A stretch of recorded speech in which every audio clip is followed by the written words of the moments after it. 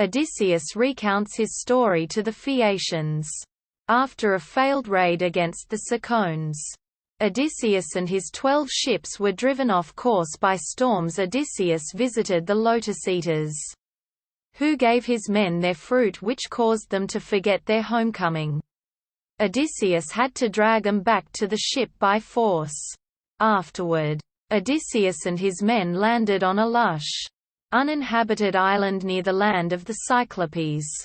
The men entered the cave of Polyphemus, where they found all the cheeses and meat they desired. Upon returning to his cave, Polyphemus sealed the entrance with a massive boulder and proceeded to eat Odysseus' men. Odysseus devised an escape plan in which he, identifying himself as nobody, plied Polyphemus with wine and blinded him with a wooden stake. When Polyphemus cried out, his neighbors left after Polyphemus claimed that nobody had attacked him. Odysseus and his men finally escaped the cave by hiding on the underbellies of the sheep as they were let out of the cave. As they escaped, however, Odysseus taunted Polyphemus and revealed himself. The Cyclops prayed to his father Poseidon, asking him to curse Odysseus to wander for 10 years. After the escape, Aeolus gave Odysseus a leather bag containing all the winds except the west wind, a gift that should have ensured a safe return home.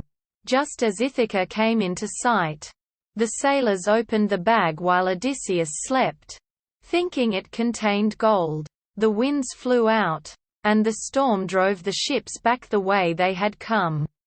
Aeolus, recognizing that Odysseus had drawn the ire of the gods, refused to further assist him. After the cannibalistic Laestrygonians destroyed all of his ships except his own, Odysseus sailed on and reached the island of Aeaea, home of witch goddess Circe. She turned half of his men into swine with drugged cheese and wine. Hermes warned Odysseus about Circe and gave Odysseus an herb called moly, making him resistant to Circe's magic. Odysseus forced Circe to change his men back to their human forms and was seduced by her. They remained with her for 1 year. Finally, guided by Circe's instructions, Odysseus and his crew crossed the ocean and reached a harbor at the western edge of the world, where Odysseus sacrificed to the dead. Odysseus summoned the spirit of the prophet Tiresias and was told that he may return home if he is able to stay himself and his crew from eating the sacred livestock of Helios on the island of Thrinacia, and that failure to do so would result in the loss of his ship and his entire crew. He then meets his dead mother Anticlea and first learns of the suitors and what happened in Ithaca.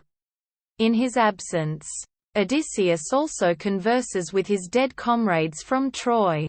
Quote, returning to Aeaea, they buried Elpina and were advised by Circe on the remaining stages of the journey.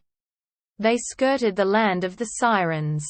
All of the sailors had their ears plugged up with beeswax, except for Odysseus, who was tied to the mast as he wanted to hear the song. He told his sailors not to untie him as it would only make him drown himself. They then passed between the 6-headed monster Scylla and the whirlpool Charybdis. Scylla claimed 6 of his men. Next, they landed on the island of Thrinacia, with the crew overriding Odysseus' wishes to remain away from the island.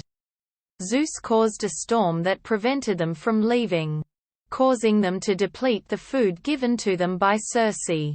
While Odysseus was away praying, his men ignored the warnings of Tiresias and Circe and hunted the sacred cattle.